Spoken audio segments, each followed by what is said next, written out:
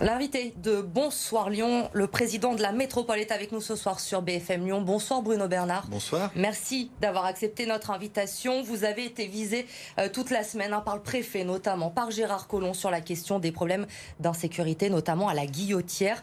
Vous avez accepté de répondre ce soir à nos questions sur BFM Lyon.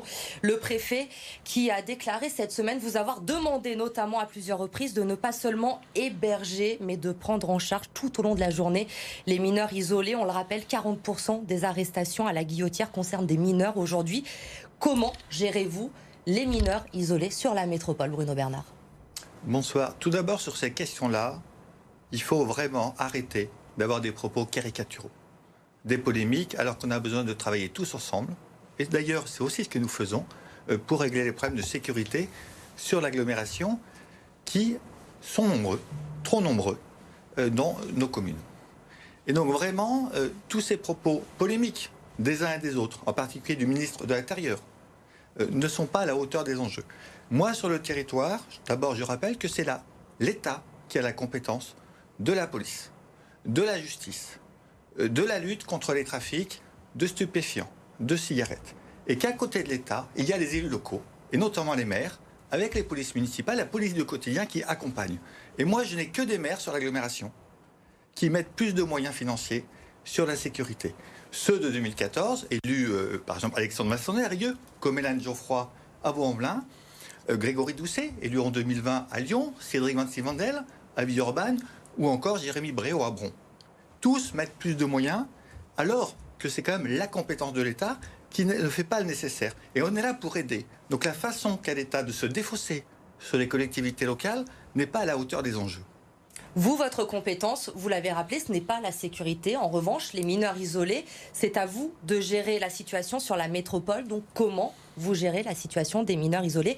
Que répondez-vous au préfet quand il vous dit c'est bien de les héberger, mais vous devez les prendre en charge tout au long de la journée pour ne pas qu'ils retournent place Gabriel Péri à la Guillotière? Je dis d'abord que d'après les informations dont je dispose, c'est qu'il y a d'abord beaucoup moins de mineurs que ce que dit le préfet qui sont arrêtés. C'est plutôt de l'ordre de 10% que de 40%, et qu'ensuite ces mineurs... 482 mineurs isolés interpellés, il a dit aujourd'hui, 116 qui sont écroués. Et sur combien d'interpellations? Sur 482 mineurs isolés. Donc ça fait plutôt 10% que 40%, c'est le premier point. Donc les propos du préfet sont très approximatifs et il sort un petit peu de son rôle. Mais pour continuer, les mineurs qui sont interpellés ne sont pas du ressort de la métropole, pour la plupart, et d'ailleurs, on m'a donné aucun nom de mineurs qui seraient gérés par la métropole. Nous avons actuellement 800 mineurs non accompagnés à la métropole. C'est notre compétence départementale et nous l'assumons. Sur ces 800, il y a 75 délinquants qui sont confiés par la justice. Voilà où nous en sommes. Et ce ne sont pas ceux qui sont à Gabriel Péri. Et je rappelle comment que sur vous les accompagnez, ces mineurs isolés, Bruno Bernard, que nous hébergeons, c'est à nouveau à l'État et à la justice de faire le suivi judiciaire. Donc une nouvelle fois, ça fait 8 mois maintenant qu'on travaille avec l'État sur ces questions, avec la préfecture, à notre demande, avec 2 groupes de travail, un justement sur le suivi des jeunes, avec les secteurs associatifs, avec la police, avec la justice, et un autre sur l'identification. 8 mois qu'on travaille ensemble pour essayer de régler les problèmes. Et donc, ce ne sont pas les mineurs gérés par la métropole, il y en a peut-être un ou deux à Gabriel Péri, mais j'entends toujours qu'on me donne les noms. Et donc, je voudrais vraiment revenir au fond. Donc aujourd'hui, vous dites que vous vous occupez des mineurs isolés, mais que l'État aussi doit prendre sa part du problème et qu'ils ne peuvent pas vous laisser gérer tout seul. Je dis d'abord qu'il faut arrêter les polémiques. C'est la compétence de l'État et nous sommes là pour aider les élus locaux, le maire de Lyon, comme moi-même, et comme aussi le président d'ailleurs de la région Auvergne-Rhône-Alpes. Mais travailler ensemble, ce n'est pas se défausser comme l'a fait l'État sur l'affaire de la Duchère, où quand même on a un fait extrêmement grave. Des policiers qui se font tirer dessus, il y aurait pu avoir des morts. Et je veux réaffirmer d'ailleurs mon soutien à ces policiers, et d'ailleurs de façon plus générale aux forces de l'ordre. Et la réaction du ministre de l'Intérieur, c'est de se défausser en expliquant qu'il manquerait de caméras de vidéosurveillance. Alors qui sait, comme tout le monde, que sur les points de deal, quand il y a une caméra, de toute façon, elle ne fonctionne pas parce qu'elle est brûlée ou coupée. On va y revenir dans un instant sur la Duchère. Gérard Collomb également vous a reproché cette semaine, l'ancien maire de Lyon, l'ancien président de la métropole, d'être trop laxiste, de vouloir accueillir à bras ouverts tous les migrants sur la métropole de Lyon. Vous lui répondez quoi? Mais que quand la justice me demande de prendre en charge des délinquants mineurs, je suis obligé de le faire. Mais de façon plus générale, les propos de Gérard Collomb sont démagogiques et pathétiques. Si la responsabilité principale sur la sécurité est celle de l'État, la responsabilité secondaire, en tout cas pour la police du quotidien, pas la lutte contre la grande délinquance, c'est le maire avec la police municipale. Monsieur Collomb, il a été en poste pendant 20 ans. Aujourd'hui, il nous dit quoi? Qu'il faut ajouter des caméras de vidéosurveillance. Mais pourquoi ne l'a-t-il pas fait? Monsieur Collomb était ministre de l'Intérieur, ministre d'État. A-t-il augmenté les effectifs de police municipale, de police nationale, sur Lyon? La réponse est non. Nous avons obtenu, avec le maire de Lyon, avec les élus locaux, il y a quelques mois, 300 policiers supplémentaires sur Lyon et l'agglomération, ce que Gérard Collomb n'avait pas fait quand il était ministre de l'Intérieur. Donc il est vraiment le plus mal placé pour donner des leçons sur ces sujets. On sait évidemment que le problème est beaucoup plus vaste que les mineurs isolés, même s'ils représentent 40% des arrestations à la guillotière. Sur les 40%, sur les 4000 interpellations au total. Il n'y a pas que les mineurs isolés, il y a eu des interpellations d'adultes, il y a eu 4000 interpellations, et sur ces 4000 interpellations, il y a eu 482 mineurs isolés. 482 sur 4000, c'est 10%, et ce ne sont pas des mineurs isolés. D'abord parce que, je le redis aussi, les mineurs que nous prenons en charge, non, la plupart ne sont pas du tout des délinquants, heureusement, ils veulent s'insérer. Il faut qu'ils aient moins de 18 ans, il faut qu'ils fassent la demande s'ils ne sont pas placés par la justice, et il faut qu'ils ne soient pas accompagnés. Et malheureusement, les mineurs ou jeunes majeurs de la place Gabriel-Péri, ils sont accompagnés, mal accompagnés, par des réseaux de trafic, et c'est aussi à l'État de faire le travail là-dessus, même si, je le redis, on est là pour accompagner et qu'il faut respecter les collectivités locales.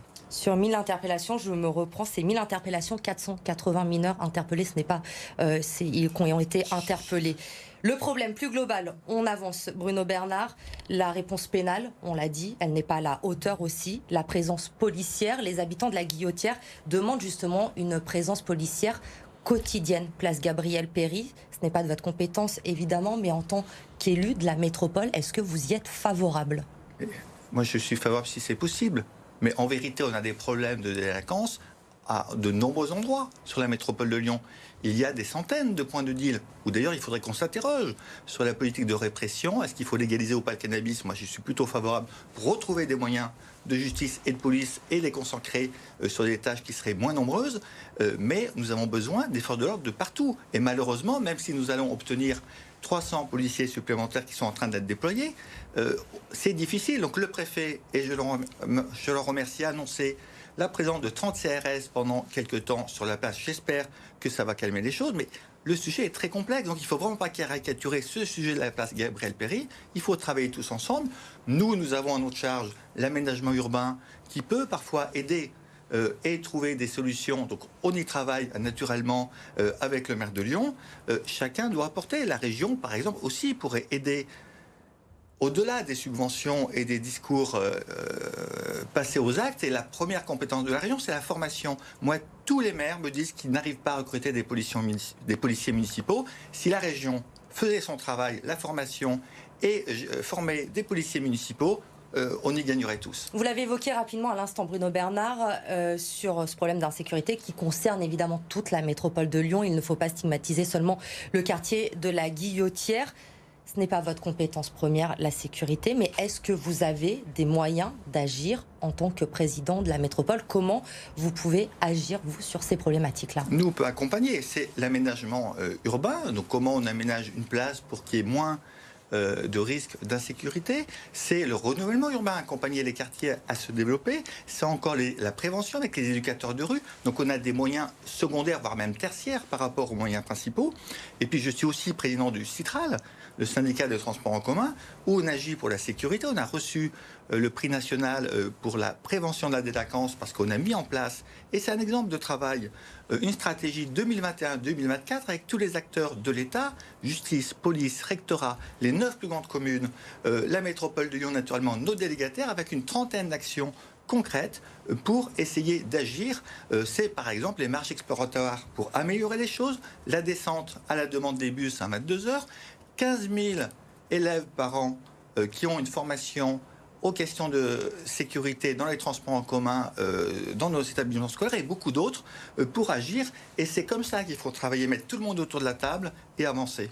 Autre dossier, l'avenir d'Interpol à Lyon, Bruno Bernard. Jeudi dernier, une réunion a eu lieu en préfecture sur demande du ministre de l'Intérieur, en présence de Grégory Doucet, d'un représentant de la région. Vous n'étiez pas présent personnellement puisque vous étiez à la COP26, mais il n'y avait pas de représentant de la métropole non plus.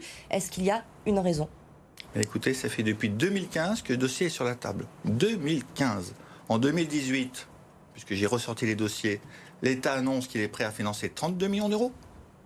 En 2019, il ne se passe plus rien. Donc mon prédécesseur, David Kimmelfeld, écrit au ministre en lui signalant quand même qu'il est étonné et qu'il demande au ministre de faire un tour de table avec les collectivités locales pour sortir le dossier. Le ministre lui met 3 mois pour répondre, pour lui dire qu'il n'a pas le temps de s'occuper du dossier. Et là, le 2 novembre, nous recevons ce courrier du ministre, puisqu'il est aussi destiné au maire de Lyon et au président de la région Auvergne-Rhône-Alpes, qui d'abord le diffuse à la presse avant qu'on le reçoive, et qui nous somme de financer ce projet, de donner une réponse quelques jours après, et qui nous dit en même temps qu'il ne finance plus 32 millions, mais plus que 14, et il somme les collectivités de financer 28 millions.